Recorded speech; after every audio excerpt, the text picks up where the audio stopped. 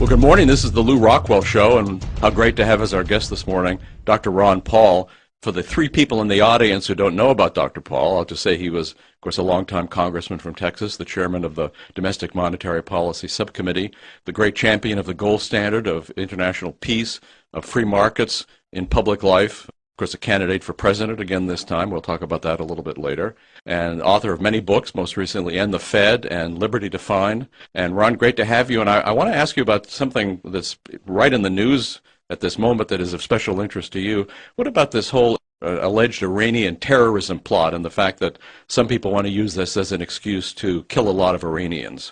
You know, this scares me to no end. Not being scared of the Iranians or this guy, but it scares me to death to think that they can take a perfectly lousy misfit who's been a little bit, had bizarre behavior for a long time, all of a sudden get this much attention on the top headline of every newspaper in the country that has put us on the verge of another war. I mean, the reaction is just astounding. I hope we can counteract that and try to tone it down. But to think that they'd be willing to go to war over this, and now they're upping the ante, against the Iranians right now, I think this is very, very dangerous. And obviously, though, this is just an excuse for them to do what they wanted to do all along, looking for an excuse to go in and start tearing up that country. And, of course, it is alarming, and thank goodness for you that you've been the one voice of reason and of sanity on the whole question. Of course, these people, when Obama or the Republicans, too, say that nothing should be left off the table with Iran, they're talking about just killing everybody. They're talking about mass murder. Well, when they say nothing left off the table, that means they'd use nukes if they wanted to. And I'm afraid there are some of those individuals that are quite willing to do that. But that's why it's very scary. And of course, it's the old saying, whether it had to do with 9/11 or Bin Laden or whatever, that if you even question it or suggest that there's other ways to do something, then we're unpatriotic and we're un-American, and this Constitution means nothing. So I go back and forth, because there are some days when I'm especially talking to the young people. They're very much attuned into what we've been talking about for years. At the same time, you see the neocons who are still in charge in Washington of both parties. Then it becomes pretty scary. So I'm just hoping that we can speed up the transition so we can have some thoughtful people involved in Washington rather than the current crop of people we have there now. Ron, you've been the great champion, as I mentioned, of sound money, the great opponent of the central bank as unconstitutional and obviously an economic disaster, a political disaster. But you have really made progress against Greenspan, against Bernanke, against the whole central bank system, and now through your subcommittee. I mean, we're seeing questions asked and people interested in things that they never were interested in before. No, and I think that is a lot of progress, but institutions like the Mises Institute and others who've been doing the legwork on this for not a year or two, but for a couple decades, I think that is making a difference. I think the fact that we have more teachers than ever before, I keep thinking about how things were in the 1920s and 30s. In the 20s, everybody talked about free enterprise, and Roosevelt ran on free enterprise and the gold standard. At the same time, the intellectual community had changed, and they were all socialists and Keynesians. I hope it's reversed right now, because I think the subtle understanding in the intellectual community has changed away from Keynesianism, and that that we're winning the intellectual fight. So in that way, I'm optimistic, but then there are days when you see the insanities that continue that we don't, we wonder what will happen. But I think the discussion has changed, even though I'm sure you noticed I don't get as much time on those debates as others. but somebody wrote and they said, yeah, but they're always talking about some of the issues that I brought up. So if they're talking about the Fed, it does get a little aggravating when they talk about the Fed and they distort it or they try to tone it down, and I want my chance to clarify something. Sometimes it's very hard to get my two words in. Well, I must say at this recent debate at Dartmouth, I thought they were so outrageously biased against you that it actually hurt them. I mean, that they're discussing all these issues that are your specialties and pretending you don't exist. So I think certainly all the people I talked to's reaction, even people who don't agree with you 100%, thought that it was just a crime what Charlie Rose was doing. And of course, he represents the establishment. Establishment's scared of you. And just look at, I mean, there was a recent article in the Economist by a guy blaming you. He said Bernanke hasn't given us all the money creation and credit creation that he should have to save us all, because Ron Paul has introduced all these terrible ideas and is restricting Bernanke.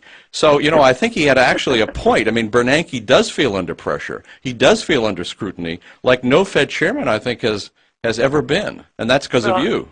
I was always delighted, when he had to answer back and go and have press conferences and other things. So he has a full-time PR person now, trying to portray him in the media in a certain way. But it used to be very secret, and they didn't have to do that. Well, they're still way too secret, but at least we're exposing their secrecy that keeps the people from knowing exactly what they've been up to. I thought something else you were responsible for. There was a recent program on the History Channel asking whether there's any gold in Fort Knox. And they treated you fairly. And I thought there was something to be gained just by the fact that they asked the question, is it coin melt?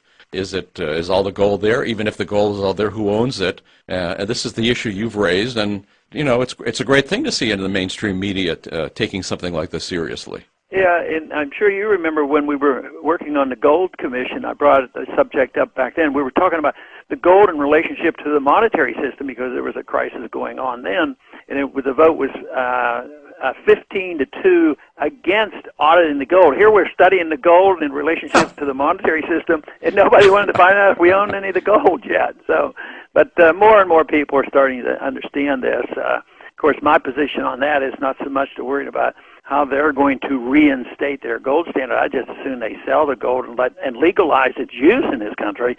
And I think that transition would work better than pretending that we can phase out the Fed and institute another pseudo gold standard, which I think some are working on. They'll talk about maybe we can use a little bit of gold in this new standard, and the IMF can manage it. That I think is the thing that we have to be on alert for. Thinking of the IMF, I remember back a few years when Henry Royce, the chairman of the House Banking Committee, I guess then, was advocating more money for the IMF, and you suggested, well, why doesn't the IMF just sell its gold? And, of course, he freaked out, right? They all freaked out at having this question asked. But isn't that a good question right now, too? Yeah, absolutely. Of course, Henry Royce was the great economist who said if you ever legalize gold, he says that would be good because gold, we prop up the price of gold. If we legalized it, the gold would go down to $5 an ounce. So he missed that call a little bit, too. Ron, what's happening in your campaign is so exciting, and I remember 4 years ago when you were at the Values Voters Summit, and after you said that you worship the Prince of Peace, they booed you. This time it was a little bit different.